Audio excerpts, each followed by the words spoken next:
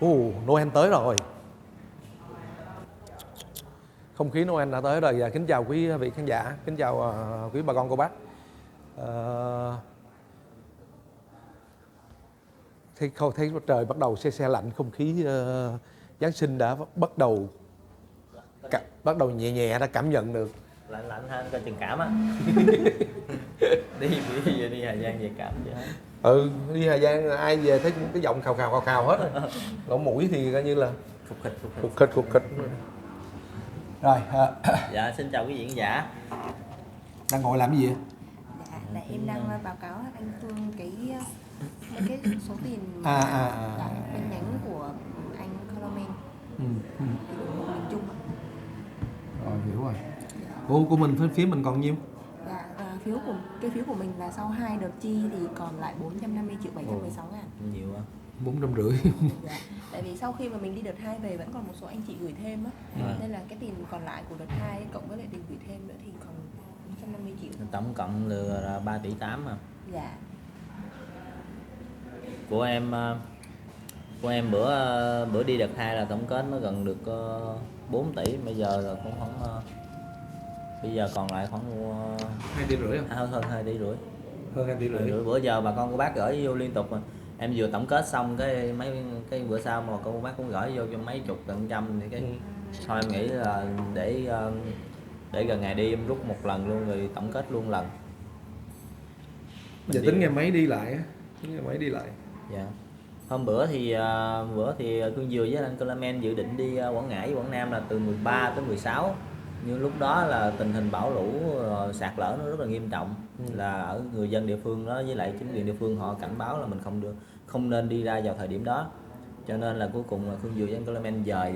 Thì bây giờ thì hai anh em là tính đi, Cương Dừa với lại anh Coleman tính đi vào ngày 27 tháng 11 này quý bà cô chú. Dạ 27, 28, 29, 30, mùng 1 đi tầm 5 ngày. Thì dự kiến sẽ đi Quảng Ngãi là đi ở huyện Sơn Tây, và lên Quảng Nam là ở huyện Bắc Trà My, ngay chỗ có 2 cái xã mà sẽ bị sạt lở, mấy cái hộ mà bị người thân bị mất luôn. Đó, bữa nay thì nói chung là đường xá là ở đó người ta họ báo là đã vô được rồi, tiếp cận được rồi. Còn một số nơi là nhà bị sập hư hết, người dân họ phải đi lánh nạn á, họ chưa có về được. Khi nào mình về thì họ sẽ về ngôi nhà của họ để mình nói chuyện với họ, mình thăm hỏi rồi mình trao tiền cho họ. 27, 28, 29, 30 về. 27, 28, 29, 30 cho mùng 1 tôi tính đi. Chắc anh nghĩ phải đi, nếu mà em đi là em đi phải đi dài, mình phải đi ít nhất là 5 ngày 4 đêm á. Dạ. Tại vì hai đêm ở Quảng Ngãi, mình bay ra Quảng Ngãi mình mất cả buổi sáng rồi, và ở 2 đêm ở Quảng Ngãi rồi 2 đêm Quảng Nam, là 5 ngày 4 đêm. Xa với đường nó còn xấu lắm, di chuyển nó khó, từ Quảng Ngãi qua Quảng Nam rất là cũng 200-300 cây, mà 200-300 cây bà con bác ở biết ở miền Trung á, nó đi không có giống như ở dưới đồng bằng mình, đường nó quanh co mà dốc rồi, với lại đang bị bão lũ bị ảnh hưởng á, nên đi sẽ rất là khó khăn. Đó thì đợt này em cũng làm giống như đợt mình đi Quảng Bình, Quảng Trị, nói chung là bão lũ thì nó quét qua thì coi như là nguyên cái huyện nó bị ảnh hưởng, nhưng mà mình thì khả năng của mình thì chỉ có bao nhiêu tiền đó thì mình chỉ xin cái danh sách, nhờ em nhờ những cái anh chị mà hay làm thiện nguyện ở ngoài địa phương đó, họ tìm những cái ngôi nhà mà bị sập nặng mà chưa được giúp nhiều. Nói chung là cũng có nhà sập rồi cũng có được giúp nhiều, có nhà cũng sập chưa được giúp, thì mình chọn ra những ngôi nhà mà bị sập hoặc là ảnh hưởng khoảng 5-70% gì đó, tốc mái gì đó, rồi xong mình hỏi họ có giúp được bao nhiêu rồi mình giúp thêm. Cái vấn đề là các cái nhà mà họ sập nặng quá đó, coi như là không còn gì nữa thì họ phải đi, họ phải ở giống như là phải ở tạm họ phải di tản đi chỗ khác. Cho nên là cái đó mình nhiều khi người ta không biết á, người ta cứ nghĩ là đâu có, nhưng mà trên thực tế cái nhà banh chành rồi thì họ phải đi ở tạm, phải di tản lên một cái khu khác. Đa số phải đi ở, đa số là phải như vậy. Rồi khi nào mình về gặp họ thì họ mới về ngôi nhà đó.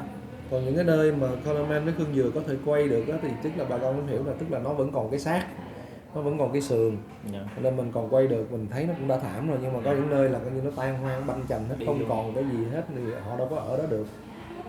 Nguy hiểm tính mạng. Thì là có nhiều cái là địa phương họ bắt buộc là phải di tản ở chỗ khác lên mấy cái chỗ tạm để tạm trú tạm qua để cái mùa bão lũ xong rồi sau khi tái thiết rồi mới tính được. Coi như là cộng giờ hai khoản còn lại là anh em mình còn khoảng hơn 3 tỷ.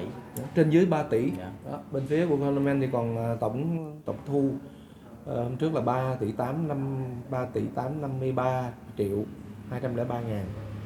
Thì sau khi chi đợt 1 là hết sau khi chi đợt 1 là hết 1 tỷ 661 triệu 808 ngàn. Đó. Rồi cái tổng chi đợt 2 là 1 tỷ 740 triệu 679 ngàn, thì hiện tại bây giờ mình còn là 450 triệu 716 ngàn. Dạ. Rồi cộng với bên Khương Dừa khoảng trên dưới 2 tỷ rưỡi nữa là đâu đó khoảng gần 3 tỷ, khoảng 3 tỷ, trên dưới 3 tỷ. Anh Coleman chi nhiều hơn Khương Dừa tại vì anh mua những cái vật dụng thiết bị rồi có mấy cái đồ cho trường học á, dạ. trợ cho trường cho học, nên mấy khoản chi phí này nó tốn nhiều, còn Khương Dừa số tiền của Khương Dừa thì chỉ chi tiền mặt thôi à. Cho các hộ nên bây giờ nó còn 2 tỷ rưỡi. Coi như gần 3 tỷ thì bây giờ coi như giúp khoảng được anh nghĩ chắc cũng 6-70 hộ gì, cả trăm hộ gì đó. Thì thôi mình cứ tùy thôi. Dạ, thì tùy cái căn theo cái tùy theo tình hình thôi. Nói chung là bữa giờ anh em mình đi làm thì bà con cô bác cũng ủng hộ, cũng thật ra thì vẫn bà con dạ. quý mạnh thường quân thì luôn luôn là hiểu, rất là hiểu, ủng hộ cảm làm thông. mình vẫn còn một số khán giả mà họ xem họ vì đặc biệt là một số bạn mà thường hay xem YouTube mà lại không có tham gia trong mấy cái này thì họ hay soi. Dạ. Nhưng mà anh nghĩ mình làm với hết tâm mình thôi. Dạ. Còn bà con mình làm là vì mình nhận một cái trọng trách, một cái sứ mệnh của niềm tin của quý mạnh thường quân, quý khán giả của Coleman và Khương Dừa, cho nên là mình cảm thấy nó sảng khoái, không có vấn đề gì. Dạ. Nhưng bây giờ anh nghĩ là nếu mà cái đợt này nó nhiêu đó thì khoảng 50-60 hộ gì đó thì mình ngày mấy mình bắt đầu mình quay cái show diễn cuộc đời. Là cuối tuần này tụi em tính là đi trước, nếu mà em đi miền Trung thì mấy anh chị không, ngày mấy mình bắt đầu quay cái tập chính thức của show diễn cuộc đời á. Ngày 5 tháng 12 là tập chính thức ạ. 5 tháng 12 thì mình đã phải xuống đó từ ngày 3, ngày 4 trước đó rồi. Dạ. Đúng không? Ngày 5 là cái show diễn ra. Kính thưa quý vị khán giả, là tiếp nối cái thành công của Tiếng Rao 4.0 thì Coleman tiếp tục với một cái chương trình mới là show diễn cuộc đời mà trước đó cũng đã có thông báo thông tin với quý khán giả, nhưng bây giờ thì chính thức là chỉ còn 2 tuần, chưa tới 2 tuần nữa, 10 ngày nữa là cái tập đầu tiên là sẽ ghi hình. Và tình hình thì cái show diễn cuộc đời này là quay nó còn khó gấp mấy lần so với Tiếng Rao nữa, tại vì nó dính tới phần âm nhạc rồi dàn dựng vân. Cho nên là nếu vậy thì chắc anh sẽ quay thôi miền Tây ha. Anh quay tập đầu tiên cho chú Hai Liêm đàn thau ở trên phà ở Thốt Nốt. Cái thang ông đàn cái thau đó, cái đàn đó độc nhất vô nhị luôn. Thì mình sẽ dự kiến sẽ tổ chức cho chú, anh sẽ tổ chức cho chú trên cái tàu du lịch của Vạn Phát Riverside. Họ có một cái tàu du lịch chứa được 200 người. Thì dự kiến mình sẽ mời khán giả lên trên đó, rồi bà con ghi hình rồi xem chú Hai Liêm, rồi mọi người sẽ coi như là tùy tâm mà cho chú bao nhiêu. Mua vé thì đó là thì giống như cái chuyến xe nụ cười mình bánh mì rồi đó, mọi người mua rồi bỏ cái thùng vô, bỏ mình cho bao nhiêu mày cho đó. Rồi mình cũng sẽ phải có vé cố định chứ không? Có, anh sẽ xuống phát cho các bà con đi trên cái phà thường xuyên, mà cái phà mà chú vẫn đi qua lại ở tại chỗ Đò Ngang, phải không, đến Đò Ngang Thốt Nốt, thì sẽ xuống phát cho khoảng 50-70 bà con gì đó, 50 cái vé mời, còn lại thì 150 cái kia thì mình sẽ kêu gọi các bà con, các bạn ở Cần Thơ đó, các anh em khán giả Cần Thơ của Coleman hay những người yêu thích Tiếng Rao, yêu thương, hoặc là những khán giả của Khương Dừa, anh em nào ở dưới Cần Thơ thì đăng ký. Vậy thôi đi ta. Hả? Vậy anh chuẩn bị nó xong đi miền Trung. Điều đó, bởi vậy anh nghĩ là nếu mà đi cái trong tình trạng này chắc là phải Khương phải đi quá. Thì đoàn của Khương đi thôi, đoàn mình phải lo cái show diễn cuộc đời chứ không kịp phát sóng. Này là chính thức là 20 tháng Giêng lên sóng truyền hình rồi, là mình mất, bây giờ quay xong là dựng mình chỉ có 1 tháng thôi. Nghĩ cái đó cũng hay, cái đó cũng là một cách giúp người mà. Thì em đi giúp miền đồng bào Bảo Lục, anh đi giúp mấy người họ có cái mưu sinh bằng tiếng hát, lời ca. Thì thật ra nếu hôm trước mình đi ngày 10 mấy là hợp lý, là lúc đó anh còn nghĩ còn kịp. Bây giờ nó cận qua tới cuối tháng Giêng rồi. Nhưng mà anh phải đi xuống tìm hiểu câu chuyện từ trước nữa mà, cái đâu phải chú ghi hình không đâu. Thì thôi thì chắc thôi giờ đó mình giao cái số tiền này quà lại cho anh Khương, đúng không?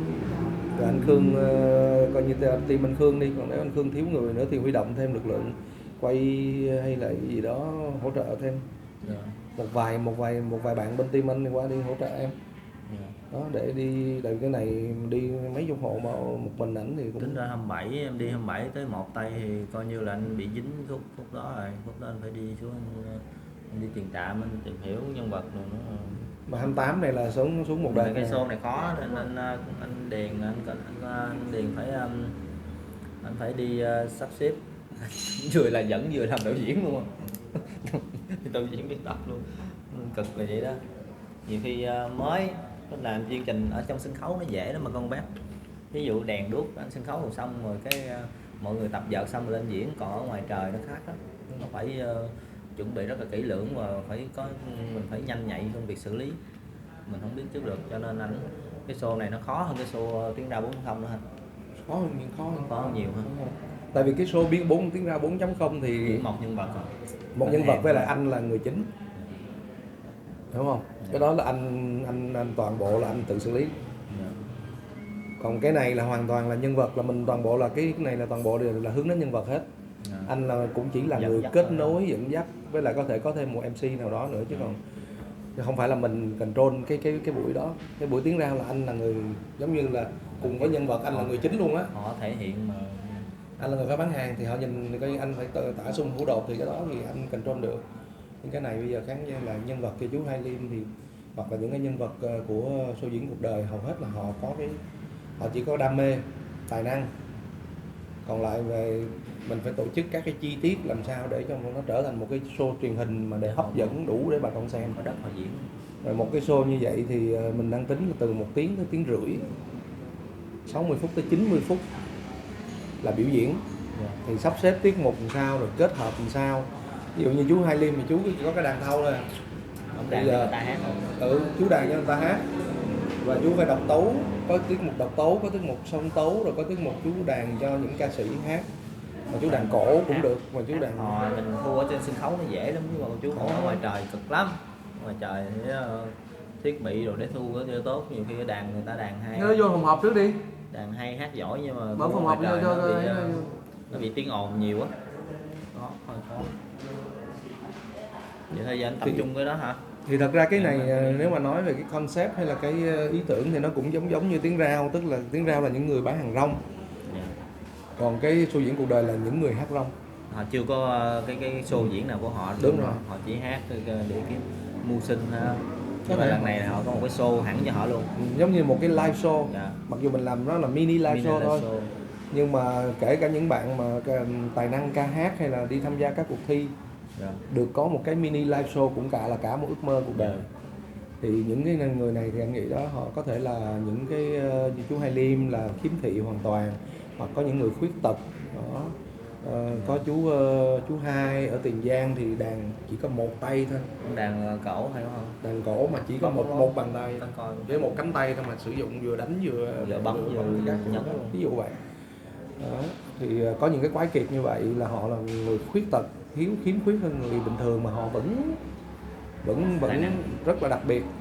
Và bên cạnh đó thì cũng không phải là cũng có những người tài năng, ví dụ như là có những người nghệ sĩ mà chỉ suốt ngày đi đệm đàn mà đàn rất là hay, đệm đàn đi khắp các phòng trà, hoặc là có những người hát dạo ở các phòng trà mà hát mấy chục năm mà nuôi con vào đại học.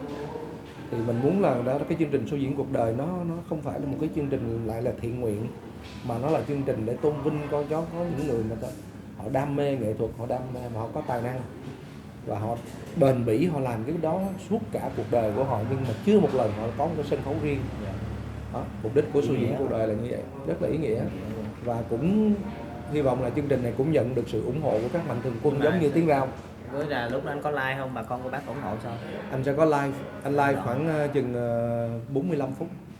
Anh live có đoạn biểu diễn hả? Live đoạn biểu diễn như đợt trước đó thôi. Thì mình sẽ live cái đoạn biểu diễn, có live show bà con. Nó giống như cái tiếng rao vậy nhưng mà mình không live hết nguyên show. Thì ra giữ lại. doanh thu là người ta tới người ta đóng góp trực tiếp, thứ hai là người ta gửi qua tài khoản.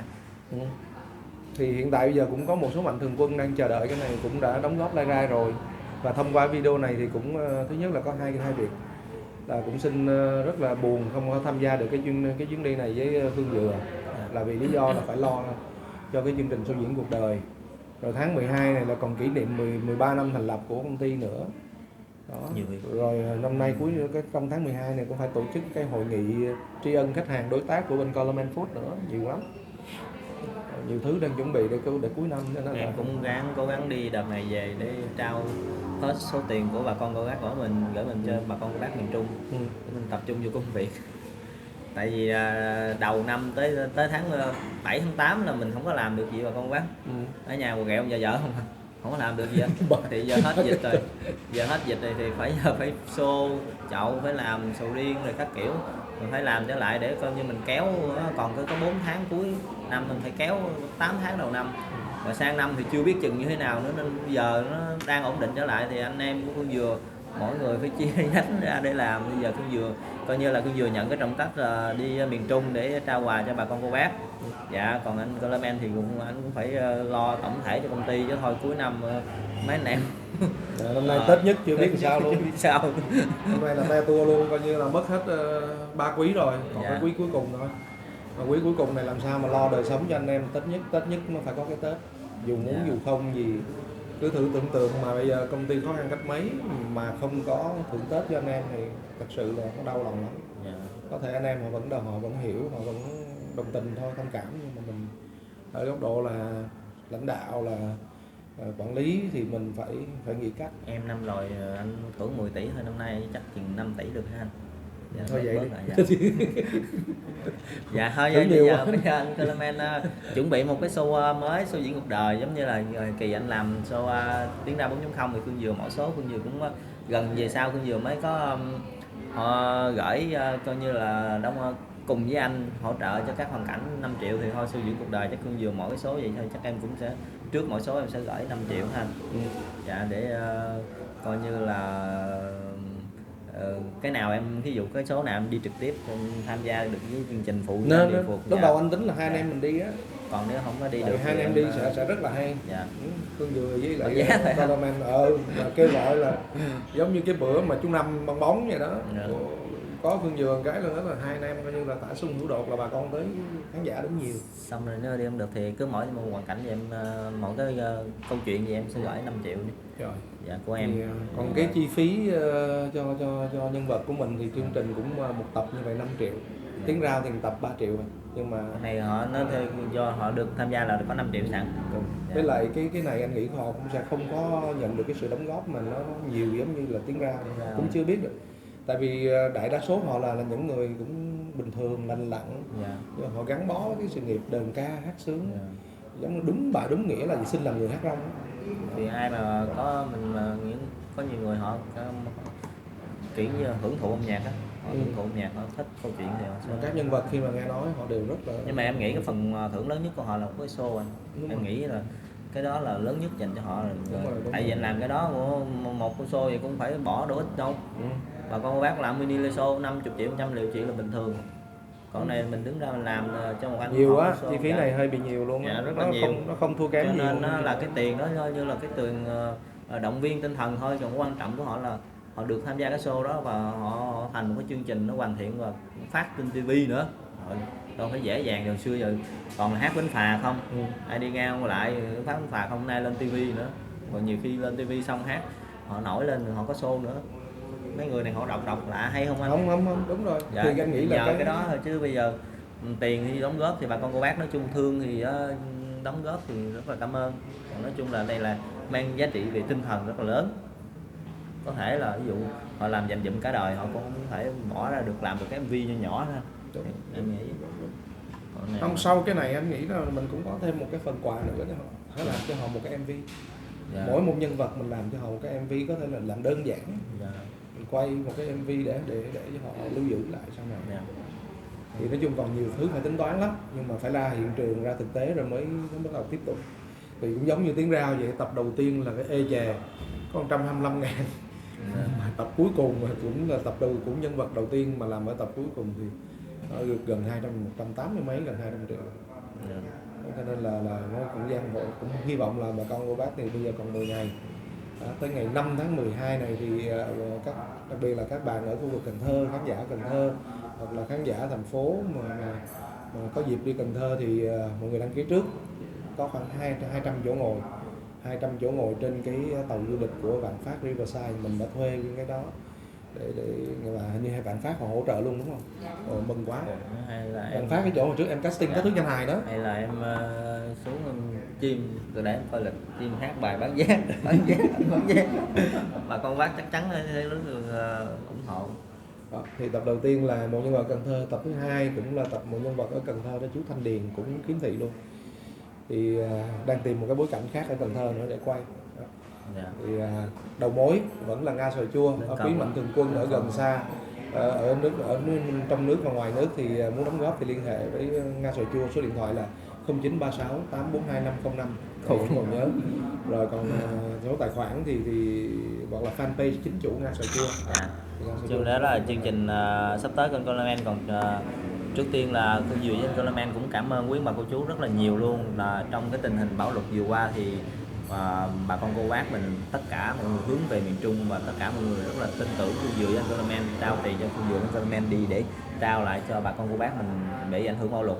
Hôm nay thì bà con cô bác mình cũng được nhận hỗ trợ cũng được khá, mọi người chắc cũng trở lại cuộc sống cũng ổn định rồi. Cơn Dừa với Coleman cũng rất là mừng, cảm ơn quý bà cô chú rất là nhiều luôn. Dạ. Dạ. Xin cảm ơn tất cả quý khán giả cả của trên kênh của Cơn Dừa cũng như kênh của Coleman. Và nói chung là anh em mình thật sự là cũng cần có chục tỷ chứ không hạnh phúc tại vì cái niềm tin đó chứ cái sự tin yêu khán giả, chứ đâu phải đứng ra kêu gọi là người ta gọi đâu. Dạ. Nên anh em mình cũng cố gắng hết sức, nhưng đương nhiên là trong quá trình mình triển khai nó vẫn có những cái mà đương nhiên là nó cũng phải có một vài cái sơ suất gì đó, mà nếu có mà bữa giờ thì chưa thấy. Dạ. Nhưng mà nó nếu có sơ suất gì thì cũng mong bà con thông cảm, tại vì đông quá đó thì là lắc đông quá, mình rất nhiều mình cũng cứ đóng góp rất nhiều lắm, cho nên là đôi lúc là sợ cũng có thiếu sót, thì nếu có thiếu sót thì mong quý bà con thông cảm. Nhưng mình thì cũng không biết nói gì hơn là ngoài là cái lời cảm ơn bà con của bác. Thì nhờ sự ủng hộ của bác mà đồng bào miền Trung, mặc dù là bên nhánh của mình thì cũng không có nhiều, không thể như cô Thủy Tiên được, cô Thủy Tiên thì quá nhiều, thì bên nhánh bên đây mình cũng làm được một chút gì đó cho một khoảng đâu đó 100-200 hộ dân mà đang rất là khó khăn. Mình nghĩ là cái điều đó là mỗi người một chút, của ít lòng nhiều. Xin cảm ơn quý khán giả và đừng quên show diễn cuộc đời ngày 5 tháng 12 năm 2020 tại Cần Thơ. Nó ghi hình. Dạ. Cảm ơn. Dạ, chào tạm biệt. Đón xem nha. Xin chào tạm biệt. Em lại.